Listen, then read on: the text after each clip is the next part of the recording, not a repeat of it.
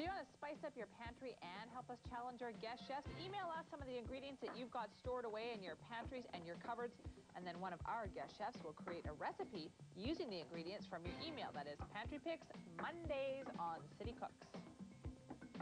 We are back here with Chef Manuel, and I can't tell you how much is going on. So much has happened. We have finished our gallo pinto, as you saw there, which was the beans and the rice and the cilantro, which was very yummy. Can't wait to dig into that.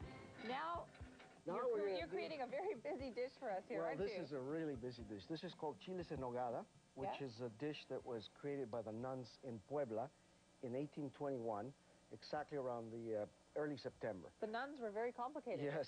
So we're using lots of ingredients here. We have, first we have to do a sauce that we already started doing. Okay, this is the sauce, and I have to apologize. We did have to do this because it needed to be done in advance, but these were walnuts and milk. Goat cheese. And creme fraiche. Creme fraiche, a little bit of sugar, a little bit of salt, and you blend it. And just completely pureed. That's it. Okay, and then we have all these other ingredients. We've got almonds. Almonds, yeah. Onions, tomatoes. Tomatoes. Ground beef. Yeah, beef, or in this case we're using extra lean beef, but the dish, you know, the chiles en nogada usually is pork. You can use lamb in themselves, right? These are peaches? That's peaches, banana plantain, which is the plátano macho. Banana plantain. This one right here. Okay. Raisins. That's what this is, the banana plantain right there. Raisins. Raisins and some more onions and some garlic. Yeah, exactly. Okay, this is pretty complicated stuff. So I'm going to separate the eggs as you have instructed me to do. So what we're going to start doing here is we're going to start yolks cooking. on one side. Yes. So we'll start doing... You're running around, and here I am just standing here going, and I'm going to separate the eggs. Okay, we're going to move here. This is some onion, and then we have some garlic in there, which have about 3 cloves of garlic.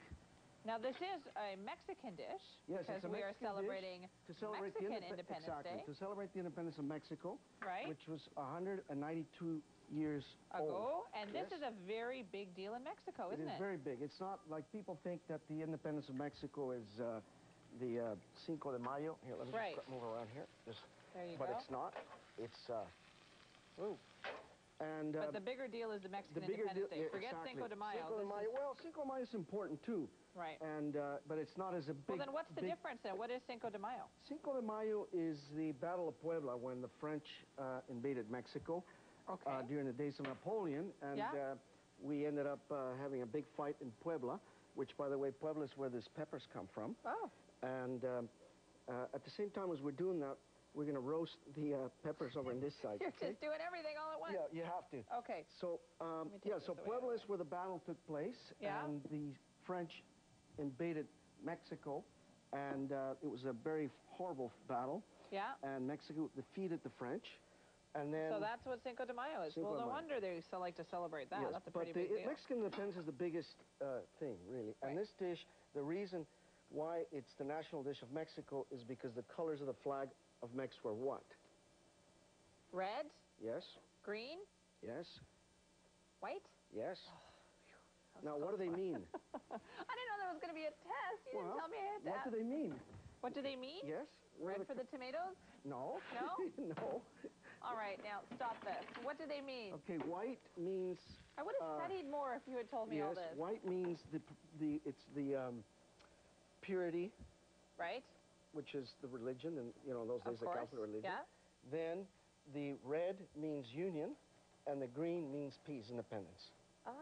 That's what it is. That's why those are the 3 colors of the flag. We all learn things here on City Cooks, including me. So anyway, what we're going to do now is you want to place all the fruits. All the fruits. All the fruits, yeah. So you put in, I should just recap here, you did onions, you did garlic, and tomatoes, and now you're adding fruit. All the fruit, and peaches, the banana plantains, and then in the meantime we're going to roast this peppers over here. What about the raisins? Yeah, everything. You said all the fruit. All the fruit.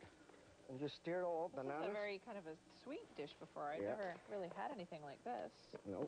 Can I stir that all up for you? Yeah, stir it up. Okay. You got some apple there. Oh, is that apple? I thought that was big chunks of onion. Okay. There's some apple. Some pear. And some pear. Wow, this is a very fruity dish. Okay, so in the meantime, what we're going to do is just roast them. Now, the reason we're roasting these peppers is to make them why. Why do you roast these peppers? Why do you roast the peppers? One, so that you... Here you go again. so the skin comes off easily and to sort of deepen the flavor. And that's true. It's to make it, to soften the pepper and to give it a smoky flavor, even though these peppers are... That's pretty much what I said. Yeah, that's it. I agree with you. And what else are you mixing there? Let's see. You got raisins. I got raisins. I put everything in. So now let's just cook this. Yeah, let's just let them cook that. Yeah. I'm just going to stir that up a little bit. Yeah, and then we'll put the meat at the last minute. You're going to put meat in this? Yeah. With all this fruit? Yes, you put the meat. Oh, okay, this is going to be an adventure in my taste buds here, I think. Can't wait to try that one. Okay. And we're going to put a little bit of white wine. A little bit of white wine? Somewhere, I lost that. There, is this the white wine right here? No, right here. Oh, there you right go, here in you this got bottle. it. Well, there's so many ingredients in these dishes. A little bit of white wine, there you go. A little bit of white wine. Okay. Looks pretty good. Now, would this be a dish that most people would eat for Mexican independence? Really? Yes. This is the big dish of Mexico. And, of course, the secret is this other fruit that we have here, which is part of the decoration, because the sauce that you have there, and you know what that fruit is. That's a pomegranate. And you know where that comes from? Mexico? No. That comes from Iran and India. And Stop that. Well, it's just, and the reason we use it is because it was brought to California in the 1500s by the Spanish settlers. So that's good. Just let it simmer there for a while. Now what you can do is beat the whites. I get to beat the egg whites. Yeah, you got the nice machine over here. Okay, you know what we're going to do? Yes. We're going to take a break here on City Cooks. This has just been flying by. I got work to do during the commercial break. I'm going to beat up the egg whites. When we come back, we're going to finish up our chile en nogada. Yes, chile en nogada. Chile en nogada. Okay, stay with us. We'll be back in a few minutes here on City Cooks.